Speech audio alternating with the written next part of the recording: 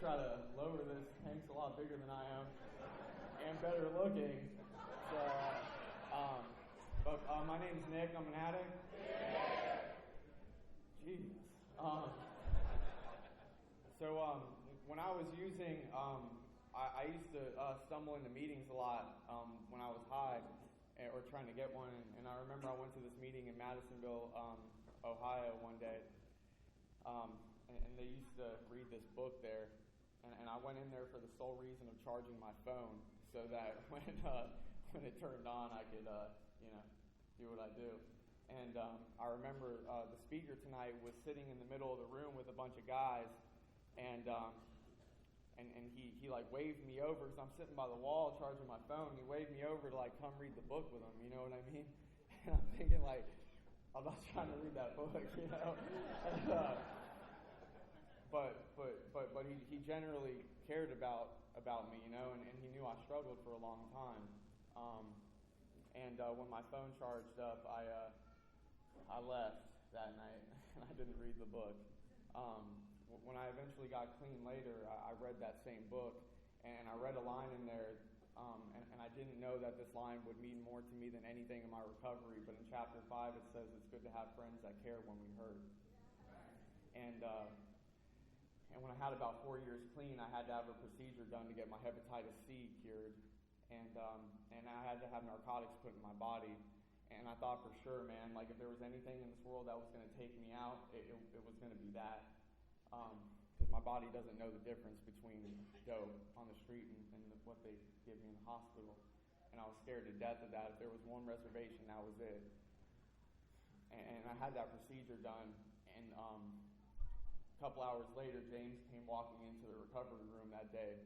And when he came walking in that day, man, I knew I was going to be okay. And I walked out of that hospital, man, and I didn't use dope. And I'm cured of hepatitis C now.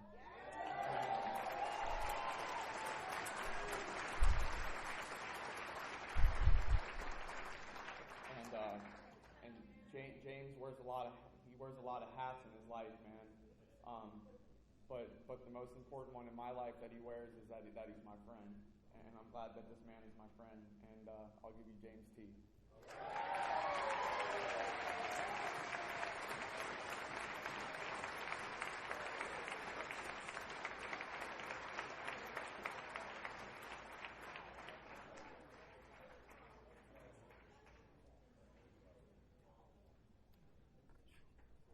A lot of y'all in here. I didn't know he was going to make me cry when he volunteered to introduce me, but thank you, Nick. And I thank the committee for inviting me to do this, and I thank all their predecessors that's made this thing go on. I think this is the 30th Ripley I've been to, and I'm grateful it happens. You know, it's real special to me. It was my first convention, and I never thought I'd be up here doing this, you know.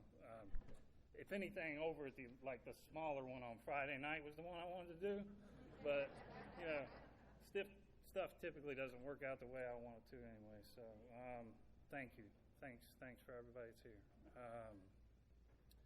I grew up right across the river, and another reason this place is important to me is because I used to run away, like when I was running away from shit or like indictments or whatever. My uncle's best friend lived in Leon or Buffalo area, and I used to come down there and hide out when I was running away from things. And it's pretty cool to come down here chasing recovery instead of running away from shit. I was raised by my grandparents, so when I moved in with them, I think I was about 6 years old, and didn't really know my dad. I'd met him a couple of times. And my mom just wasn't well, and she had other kids to take care of. So I was lucky enough to get to go live with my grandparents. And when I moved in there, my youngest uncle was still in the house. So it was like I gained an older brother. And, and I was around using, I learned how to keep my mouth shut when I was probably 11 or 12, or maybe even younger, 9 or 10, because my uncle always had, muscle cars and shit he was building. And I would go get him and, act like I was driving and shit. And I found a quarter pound of weed under the seat one time, and then I got to talk about how to keep your fucking mouth shut. And so I learned that real young. And I learned how to drive a standard pickup with him, like smoking bowls in the passenger side, but I was never, I just wasn't interested in it. I was athletic, I played sports. And then, around 12, I started drinking, and then it wasn't long after that I started getting high. And it's different when somebody's sitting beside you smoking a bowl once you've smoked one, And he noticed I was watching him a little different, and he said, "You want to hit this, don't you?" I said, "I sure do." And then, shortly after that, I figured out, I could gather up all my friends' money on Friday at school, and I would call my uncle. And I did that a couple times, and he got sick of me doing it. And so one day I called him, and he said, "Is your grandma home?" I said, "No." And he come pick me up, and he took me to this guy's house, and he said, "This guy's Nelson. If you want weed from now on, you come to Nelson to get it." And, I had it made. So I learned, how to hustle fairly early on, and that's how I stayed high. I got consequences fairly young too. I was good at staying high. I sucked at crime. I got caught a lot. I had 10 underage consumptions by the time I was old enough to drink. 6 DUIs maybe. Just all minor shit, but it kind of worked out because my mom tended bar, and she tended bar where the judge drank, the misdemeanor judge. And so I never really got in trouble. I just got fined, and I had to go to court, a shit ton of failures to appear. And, I think by the time I got clean, I had 30. I just had my record expunged. And when I got my felony expunged, it took 15 years. And we did the misdemeanors too, and my lawyer said when he was like, "I'll let you know about the misdemeanors. I've never done so many of them." So it was 30, 32 misdemeanors or something like that. So I never once walking into that court or getting picked up for a warrant or any of those times, I never thought I had a drug problem. I always thought I had a legal problem. And, NA still wasn't my idea. The justice system thought I ought to seek help. I was never in a bathroom one day thinking, "Oh, boy, I'm in trouble." I had surrendered to it. I thought this is just how I had to live and what I had to do. And, I started in the 10th grade, it turns out that if a teacher smells weed on you, they're going to go to your car. And if your car's in the school parking lot, you got to let them in it. And then you get suspended from school. And, the first time, I substituted one drug for another, I was still in high school, and I would round up, the kids that couldn't pay attention, and I would take their drugs from them. And I didn't even like it. I remember feeling fucking miserable and weird, and most 16-year-old kids are into going out with girls and shit like that. I wanted to sit in a corner and draw pictures. And I was like, this is fucking weird, So I realized I can't. I just got to stop this one. This one's the one that makes me weird. So I substituted the first time when I was about 16 years old, and 10 years later, I was living in North Carolina doing the same dope, just somebody made it in a bathtub, thinking it would be different this time. And that's really when, between when it all began and that, my dad moved back. I was about 16. It was great. I used him like an ATM. He felt real guilty, and I had dope to buy, Until, the reason he wasn't around when I was growing up is because he was doing the same thing I was doing. So he got hip pretty quick and, cut me off. But the first time I ever asked for help, I was 23 years old. I'd been up for several days, and I thought I was losing my mind, and that's what I told you. I called my dad, said, "I'm strung out. Will you come and get me?" Because, of course, I had a driver's license. And he come down and get me. Another thing, one thing that I learned through the first step was, once the good times are over, they were fucking over. I gave it 110% in 3 different states, all different combinations of substances, tried dating girls, didn't get high. I tried everything, and nothing worked. And while I was down there, I saw infected hair on my leg one day. Of course, I've been up for days, and then they all looked infected.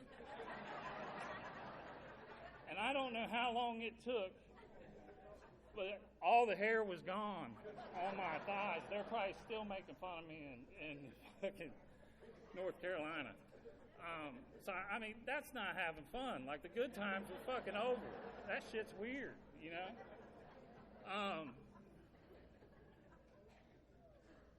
So I got back to Ohio. My dad was there the next day to pick me up, and I laid it down for about a week. And then once I got my legs back, I've always worked in some kind of trade, and there was no pun intended there. But I've always worked in the construction trades, and the first job I got was roofing houses. And the thing about roofing houses, it makes your back hurt, your knees hurt. And the first day I worked with that guy, he handed me a couple pills throughout the day that made my back stop hurting and my knees stopped hurting. And another thing that happened while I was gone is, me and my friends, we always pinched each other's bag. I mean, that's how I got my quarter every week at school, But no one ever tied anybody up or held somebody's grandma at knife point, But that was the kind of shit that was going on when I got back to Ohio. And I thought, that's not going to happen to me. 3 years later, I was planning that shit with people. I was strung out. I was miserable, and had resigned to the fact that this was how I had to live. I did one dope to get high. I did another one to stay well. And one story that sums it up in a nutshell, addiction for me, is I started dating this girl that was the only weekend warrior I ever knew. She used Friday, Saturday, sometimes Sunday, but didn't have to use Sunday. I don't understand it. But, my nose would start running on Sunday, and my knees would start hurting. And I'd be like, sure you don't want to go get known?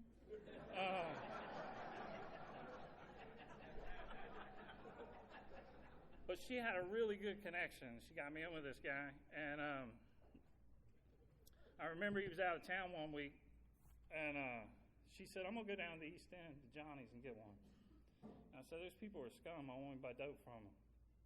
A year later, I was living at Johnny's house, standing beside a toilet that hadn't been flushed in about 3 days, because if there's dope in the house, ain't nobody going to ask the neighbor for a bucket of water. Wondering, how did I get here? I'm not supposed to be here. But didn't have no idea how to get out.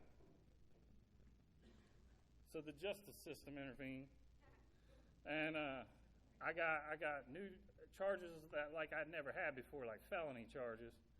And that judge did not drink at the same bar where my mom worked. In fact, there was a coalition to get rid of that judge, and that judge didn't. He was in juvenile court now. So, because all my priors, they wanted me to do time, not a ton of time, 18 months. But I've been to jail enough to hear fuckers say that prison's better. I will take your word for it. I don't know, in county jail they say that shit. You stay in prison longer, So I really didn't want to go to the penitentiary. And I'm from a small town, so my attorney was a friend of mine's dad, and another friend of mine that I'd grown up with had just finished law school, and I'd used with him for years, and I'd known him since I was probably 5 years old. So he was kind of my attorney called him my legal eagle. He wrote all the motions and continuances and tied up the courts for 2 years with my case, which I thought at the time was great because I didn't have to go. And at that point, I'd kind of given up and went off the rails because I figured I was going anyways. I was just trying to survive until then. And our basic text sums it up real well. It says, when we're using reality so painful that oblivion is preferable. That was my life. I wasn't comfortable unless I was unconscious. The only problem with that, people die using dope like that. And if I got what I deserved, I probably would have. Thank God we don't get what we deserve here. So my legal eagle finally got them to agree to just give me probation. And I thought, shit, I've been on probation since I was 16 years old. That's no big deal. Felony probation is different. Like, you have to go see somebody and take drug tests and shit. I couldn't do that. So at the time, I don't know what it's like now, but at the time, I had a lot of friends that were going to clinics, and the closest one to my house was in Huntington, West Virginia. So I would drive an hour there every day and an hour home to get my dose, and the courts considered that treatment. And I'll never forget, and I didn't just use dope. I used people just as much as I did dope. And my legal eagle told me that it would look good if I was going to drug counseling before, we went to court. So I started going to court. Within 3 weeks of going to counseling, I was living with the receptionist, playing Mr. Mom to her 5-year-old son. And me and this kid would go to the methadone clinic together every day. And I remember him asking, why? And I would say, because I'm sick. And so the first day, she drove me down there, and we had to see a doctor, and it seemed like forever to get through this line. And I got to the front of the line, they put a little splash in a cup. It was like that. I'm like, that's not enough. And she said, that's all you get. So I drank it, and it was about an hour drive down there. On the way back, it took about 15 minutes into the ride back, my knees stopped hurting, and my back stopped hurting. And I thought all my problems were solved. And I'll never forget, the first day I didn't have $12.50. I went to my mom's house, and I was telling her, you don't have to hide your pills no more. You don't have to hide your purse anymore. All I need is $12.50, and everything's going to be okay. And she said, you look just as high as you always do. And I said, yeah, but all I need is $12.50.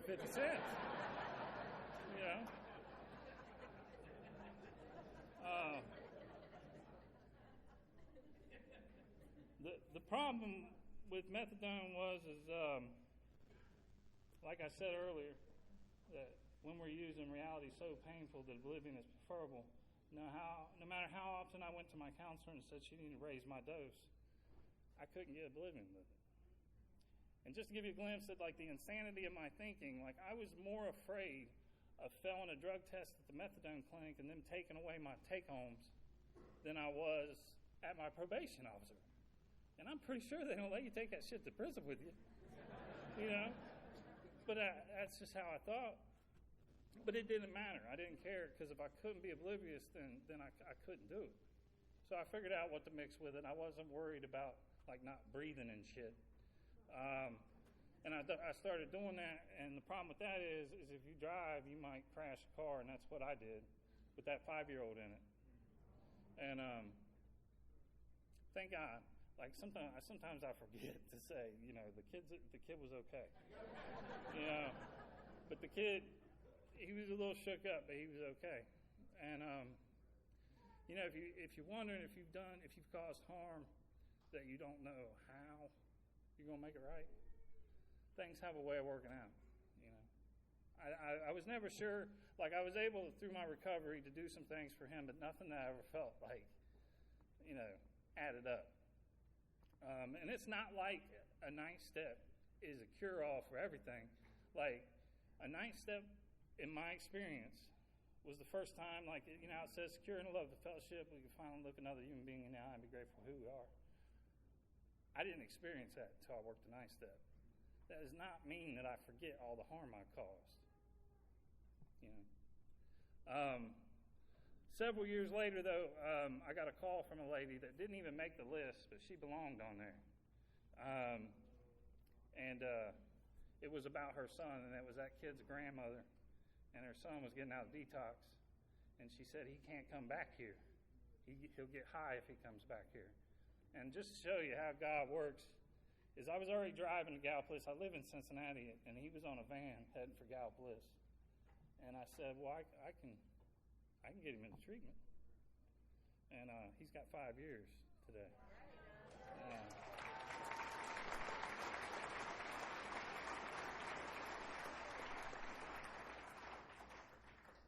And he's done the work to get that. I'm real grateful I get to be a part of his recovery. And I'd like to tell you that almost harming that child made me take a good hard look at myself and want to change my ways, but I didn't give a shit about anybody but myself. I didn't know how. I just didn't want to go to the penitentiary. Had no intentions of staying clean. Didn't believe, they couldn't believe. Like when I heard any addict can stop using, lose the desire to use, and find a new way to live, I thought maybe that might work for some of you guys. But I just couldn't. I couldn't believe it. But I had to do it for a year. My legal eagle, I called him up. He said, you need to go to he said you need to go to detox, then go to a long-term treatment facility, and then call your probation officer and tell her where you're at.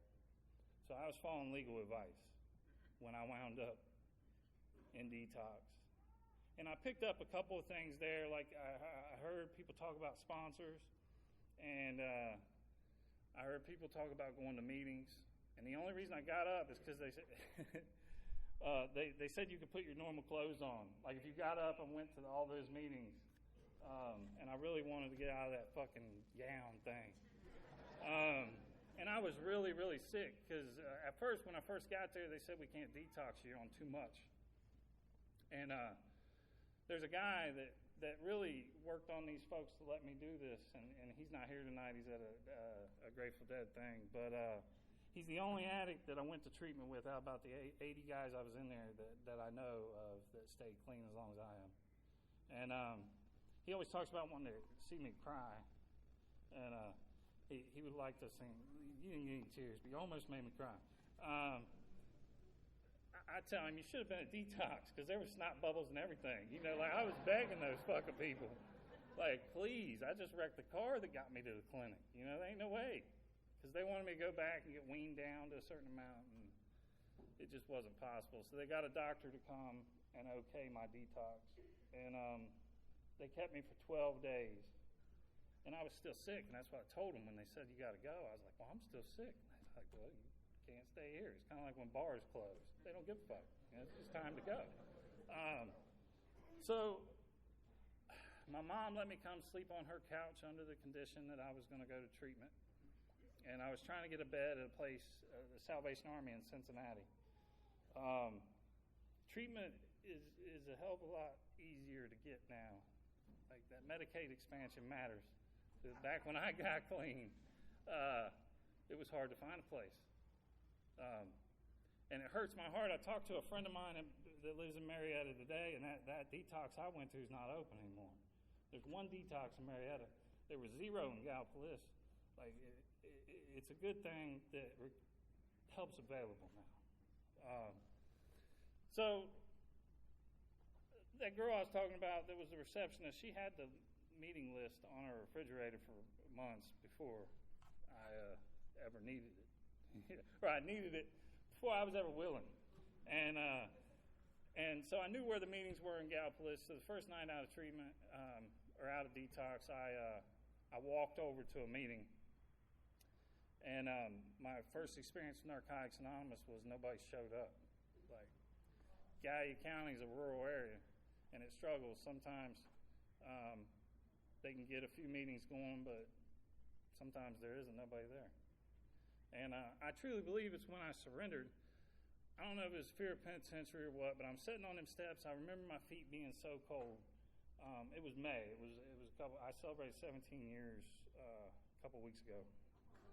Thank you.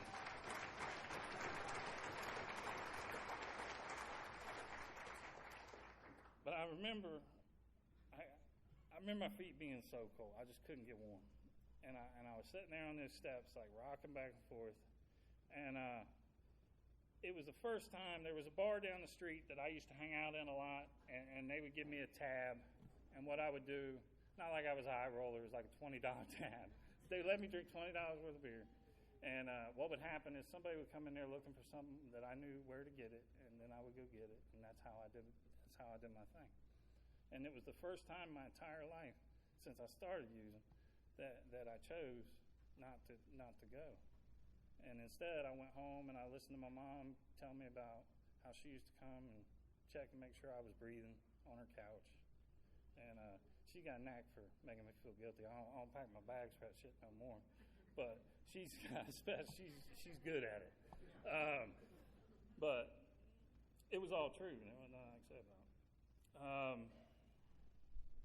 So the next night I went to an AA meeting, and there was a few people there, and they were going around the room introducing themselves.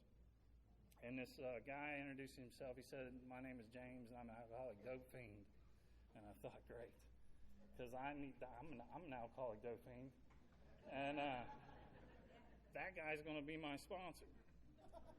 So I went and asked him, and he said that he only had 6 months clean, that he couldn't sponsor me. I said, "That's okay. I'm waiting on a bed to open up. I just need a temporary sponsor." And he agreed to do it. And I think he was a great sponsor. He came and picked me up every day, and he took me to a meeting. And the next Wednesday, I think it was, we went to Meigs County, and I got to go to an NA meeting. And I'm really grateful for that, because I like to poke myself with needles.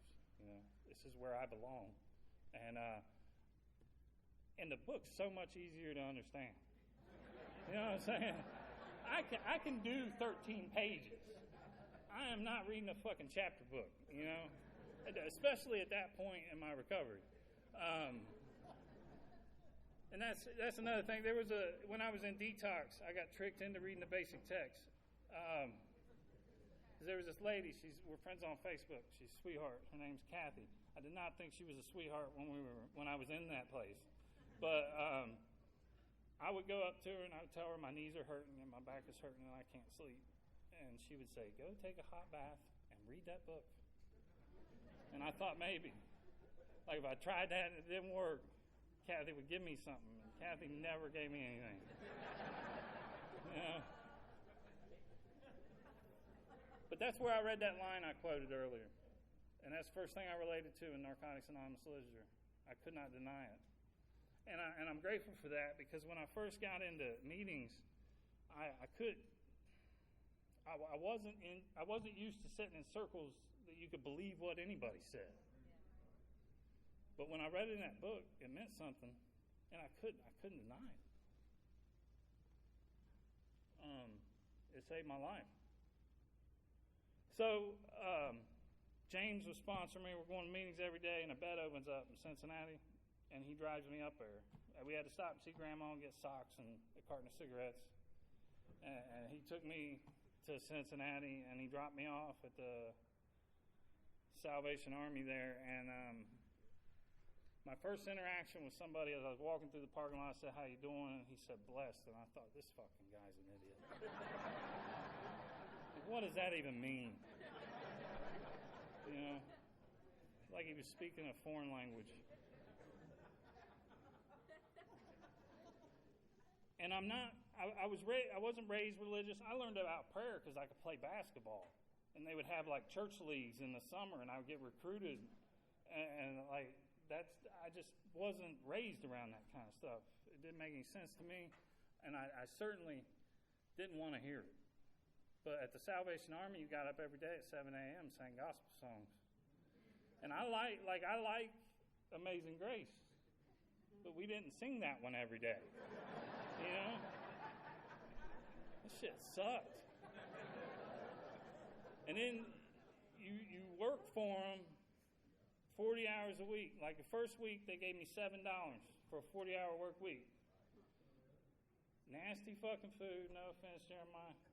But when I was there, it was nasty. I like black-eyed peas. I learned that like that. But we didn't have those every night, you know? And but it was important for me to remember while I was there, like I never, like a Salvation Army recruiter never showed up at Mom's house knocking on the door. I was begging them to let me in, that motherfucker. So on the days I can remember that, it wasn't so bad. And it was certainly better than going to the penitentiary. They didn't really, like you didn't even have to go to meetings when you're there. You'd go to like Road Less Traveled. You had to go to church. And I didn't know where any of the meetings were. A couple of the guys knew where one was on Friday night. And sometimes I would spend like half my salary to ride the bus up there. And most of the time, I just bought a pack of cigarettes and walked, you know.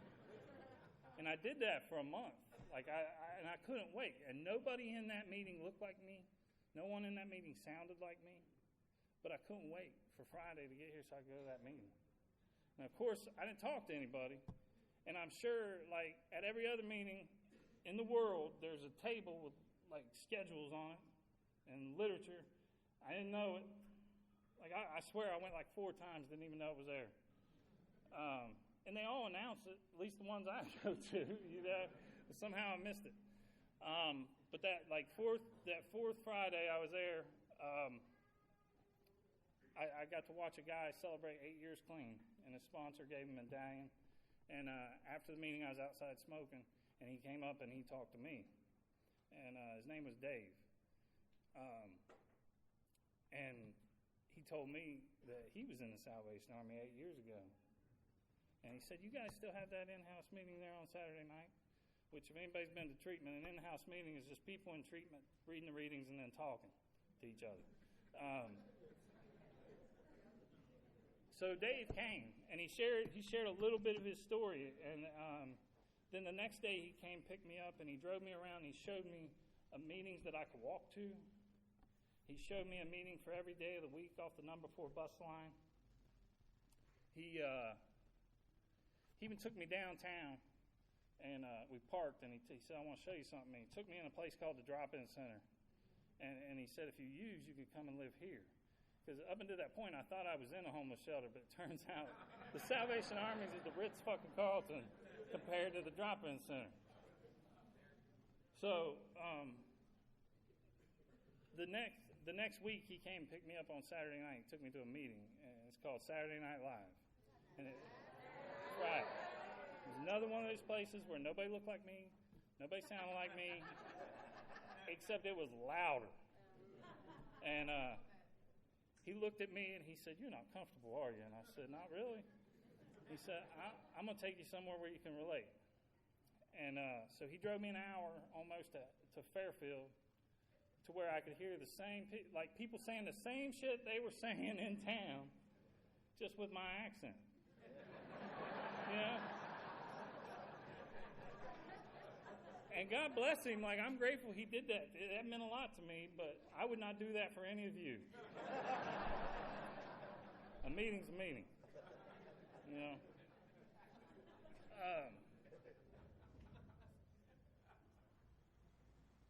David B. saved my life.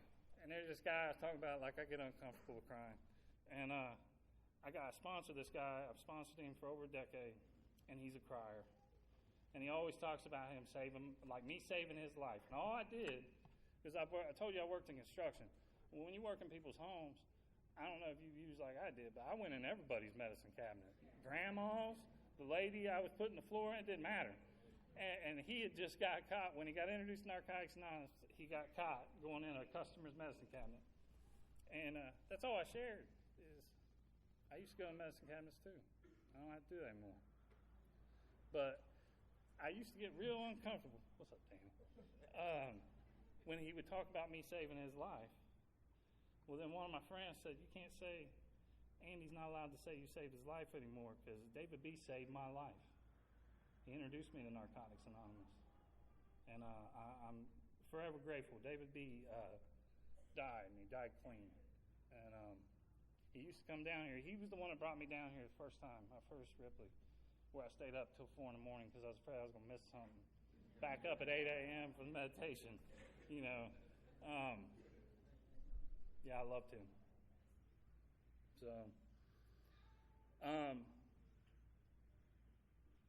So once I got there, like I said, I like reading the book. The book says the steps to our solution. I also asked David B. to be my sponsor. He told me no. He said, "But I'll give you my sponsor." So his sponsor, Ron, was my first sponsor in Cincinnati. And Ron was a great sponsor. He was on disability, so he went to meetings every day. I didn't drive. Ron picked me up. We went to meetings every day. But there's 2 schools of thought on step work. Some people think that you need to learn how to stay clean before you can work the steps. And then some people think that if you want to stay clean, you got to work the steps. And I'm reading the book. And Ron bought me a bunch of these books.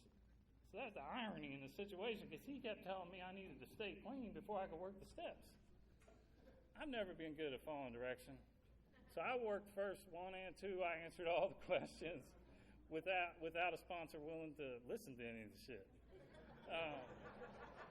But the dilemma I had is I could not look at my arm without thinking about using. And I got into some of those questions, and like the 60 questions on unmanageability and just as many on powerlessness, and which were fairly easy. You know, I could get with all that stuff. But then I got to like the denial part. None of those questions made any sense. And I just had to get my own experience, you know. So when you're in the salary, like I said, salary, you cap out at $20 an hour. So I had a choice position. Like, I would get to wait outside when people would donate shit. I would unload it for them. And so I got my hands on the shit before anybody else got a chance to. So I would check cushions and couches and pockets and all that for change. And one day I was searching a couch for change, and I found a pill, and I knew what that pill was, and I liked that kind of pill. And so I'm holding it in my hand, and my guts are all bubbling, and I throw it. But I watch where it went.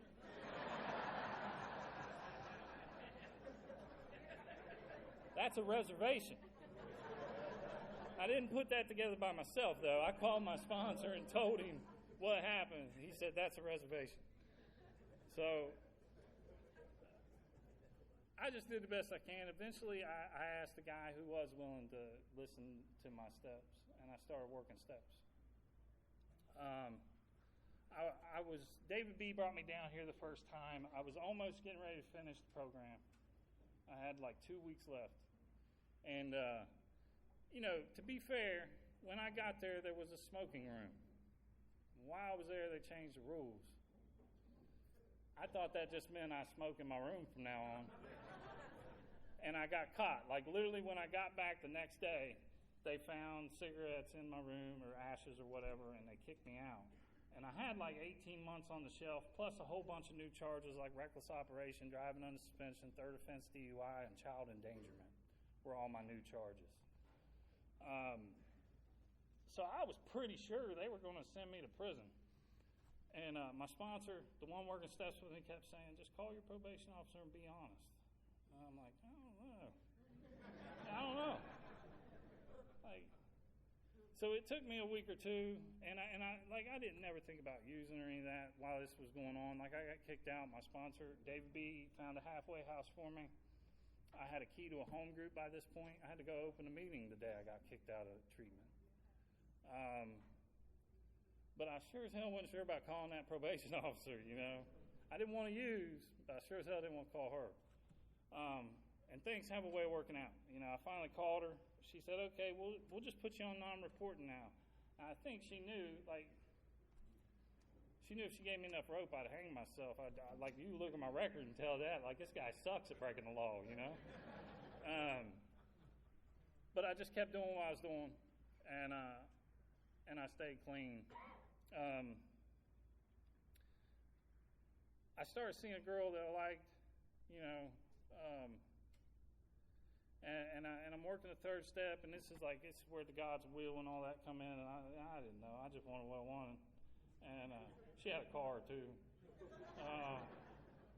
So she's my wife. I love her very much. She's my best friend. And it worked out. It must have been God's will. We got 2 beautiful children, and they behave most of the time. They're good kids. And I have a life that I didn't dare to dream of. Like, I always thought I'd get a home, but I figured, like, somebody would die, and I would get their home. You know? I never once thought about, like, buying one. So we've done that. You know, I've gotten jobs that, you know, like I had jobs when I was using that had, like, paid vacation and shit like that. I was never there long enough to take a vacation. You know, I got to do that here. And y'all taught me how. I had never paid a bill. I had never bought toothpaste. I was 24 years old when I got clean. It wasn't like I didn't brush my teeth. Like, I was just never the one that, like, bought the toothpaste. You know? Y'all taught me how to do that. And there's another thing, like, I miss a lot of shit. Like, I went to meetings almost every day, and there's a reading that says, shit. Now I'm like Ivan. Through our inability to accept personal responsibility, we were creating our own problems. Like, for the first 10 months I was clean, I ate out and I shopped at UDF, and then wonder why I never had money. You know? Yeah, I had almost a year clean before I ever went to the grocery store. I'm a slow learner.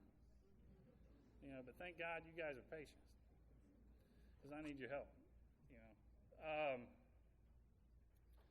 So I decided I wanted to ask this girl to marry me, and I had a pretty good idea that I had hepatitis C, but like this was back before the reform, so I had to worry about pre-existing conditions.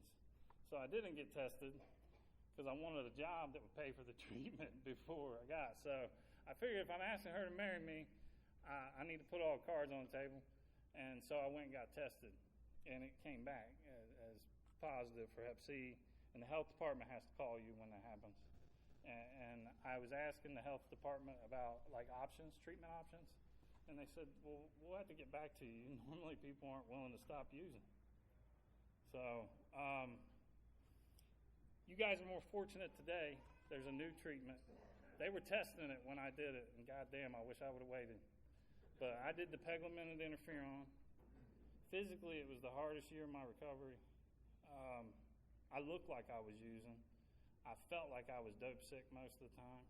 But the worst part was the depression. I'd never been depressed. I spent years thinking I was depressed when I was using, but I had never experienced depression until I did that treatment. And I had strong opinions about medication too. So don't listen to motherfuckers in here, especially me. Deal with your doctors. But I pretended I was open-minded. I went to a shrink and a therapist before I even started the treatment. Because when you get the medication on the bag, it would say flu-like symptoms, dehydration, thoughts of suicide, thoughts of homicide, suicide were the side effects. And it was basically chemotherapy, like a low-dose chemo.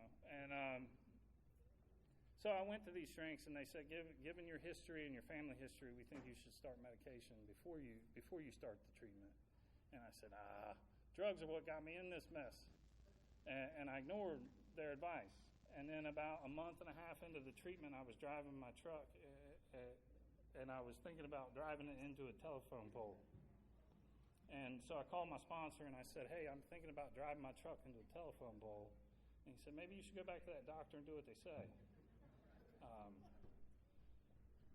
You know, and you all taught me about gifts through challenging situations, and the gift from all that. There were more than one, but the main one is I never understood why my mom was the way she was, why she didn't do the shit that moms are supposed to do. I always thought she was lazy and crazy and miserable, and I thought she chose that. After experience what clinical depression does to you, I understand my mom. And most of the time I can have compassion for her. I still have a hard time dealing with her. But at least I understand now. And for me, I have to have my own experience sometimes to understand. And I'm real grateful for that, because I don't know that I would ever let go of some of that bullshit had I not got my own experience. You know,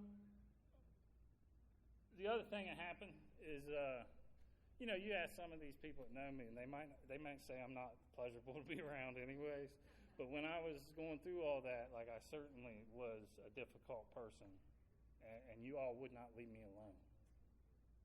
Like, people showed up, even when I didn't want to. They were fucking there. My sponsee sponsored me, and I was a hateful cocksucker a lot of days, you know. And y'all love me anyways, and I'm real grateful for that too. Um, and it worked. Like, I've been non-detectable for over a decade, and I'm real grateful for that too.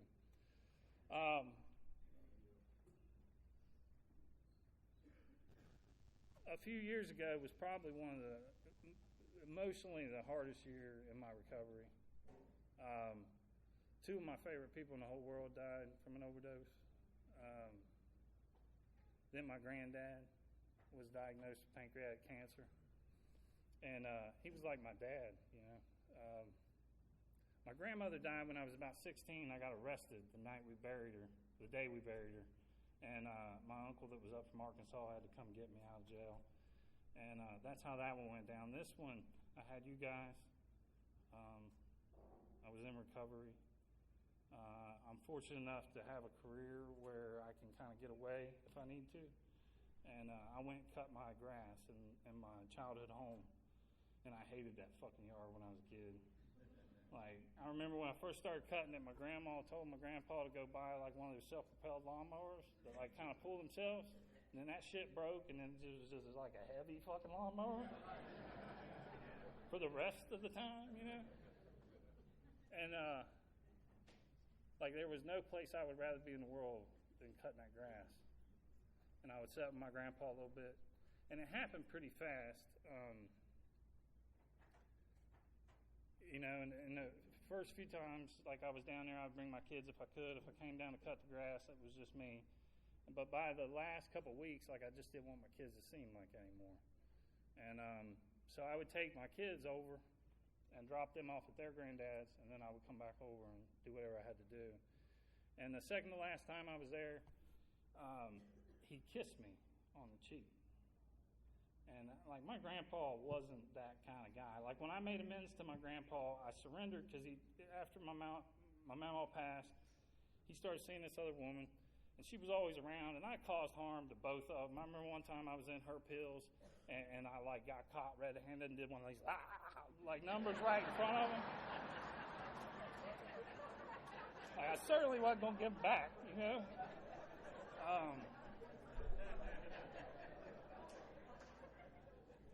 So they saw it all. So that kiss meant a lot to me, you know. Like he just wasn't that type of guy. And when I made amends to him, like that, his girlfriend was like, "Go hug that boy," you know, because he didn't know what to do. And I'm sobbing, and so it meant a lot that he did that. And then the next time I was down, I dropped my kids off, and I was on my way back across the river because their grandpa lives in Point Pleasant. And I was heading back to Gallipolis, and I got the call that he passed, and I got to be there.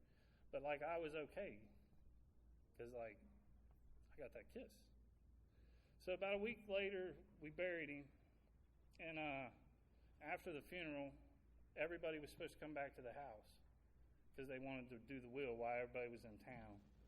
And I remember being there, and Ron, one time, I was complaining about my mom one time, and my sponsor, Ron, said, I wish I could see my mom. Once your mom's gone, you can never go home again. So while they're reading the will, they did that out on the porch, and me and my aunt and uncles that married into the family, just the kids were allowed out there. And we were all in the driveway, and I was thinking about what Ron said, and how this is going to be the last time we're all going to be at home. Like, it's the last time I'm going to see my aunt and uncles here. And they were saying things like, "You're one of the kids, you should be out there." And they read the will, and some of my uncles weren't happy about what they heard, and everybody kind of left. And that's the miracle of Narcotics Anonymous. Because I didn't even think about it. I was thinking about this is the last time we're going to be at home. Thank you, guys. That kiss is all I needed. So, I'm grateful y'all taught me how to feel blessed. So, this year has been kind of crazy. It's been fucked up. Like, it's been hard. You know? And I'm real grateful we're all back together. For me, I don't have a traditional idea of a higher power. Like, I need you guys. You're that thing for me. And an atmosphere of recovery is that thing for me. And there's very few places in the world where I can feel full and like everything's okay. Narcotics Anonymous gives that to me. And not having it for a whole year was tricky, you know.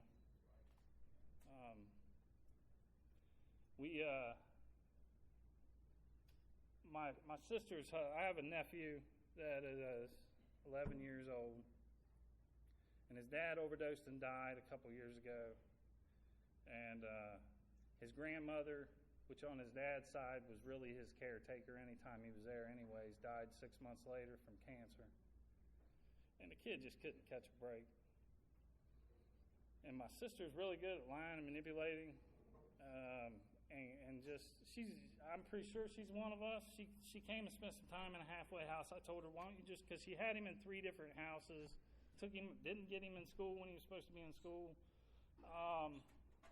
So my wife and I talked, and we said, like, why don't you just let him come and stay with us? And I said, you know, and I got a place where you can go too if you want to get better. And she did that for about a month, but then she left, and he was with us from Thanksgiving to last weekend. And I don't know what she's doing now. I know she's got a home for him to be at and a school she's going to enroll him in next year. And and the tricky part about it for me is my kids have rules. They've always had rules, and this kid has never had rules. And he's been through a lot, and I didn't want to like drop the hammer on him, put all these fucking rules on him. He had a phone and like unfeathered access to the internet and shit. And so I waited, like I wanted to see what he was doing on that phone. When my sister left the halfway house, she like pretty much stopped communicating with me altogether. But then eventually, she messaged me and said, "Take his computer away from him. He's in trouble." I'm like, "How the fuck do you know he's in trouble?" You know. I didn't say that. I didn't say anything because I didn't have anything nice to say, and that's something you guys have taught me. I can do it most of the time. I still fall short from time to time. But so it gave me an excuse to look at this kid's phone, and I said, "Come here, let me see what's on your phone." And I looked through it, and the kid wasn't doing it. Like he said a curse word at her, not at her, just he used a curse word. And but what I did is I looked back, and all I saw was a kid that missed his mom. And he was sad because he wanted to be with his mom. And whether or not it's the right thing to do to let him go back with her or not, like, I don't know. But I don't feel like it's the right thing to do to take him away. What I know I was able to do is show him that not everybody lives like that. Some families eat together every night. People get up and go to work and talk to each other. They help each other out. And so the other day, my wife asked if I'd heard anything from my sister, and I said no. And then that night I got a text. And I'm going to find it because I don't want to paraphrase it, but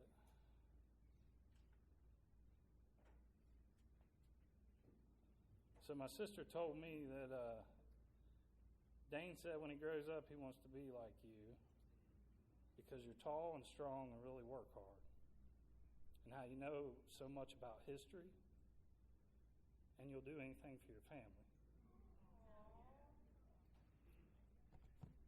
I didn't do that. Y'all did that. I didn't know. When my other nephew was born, I was not allowed to hold him, and it hurt like hell. But I would nod out in the middle of sentences. I wouldn't let me hold my baby, you know? So y'all did that. And I'll forever be grateful. Thank you.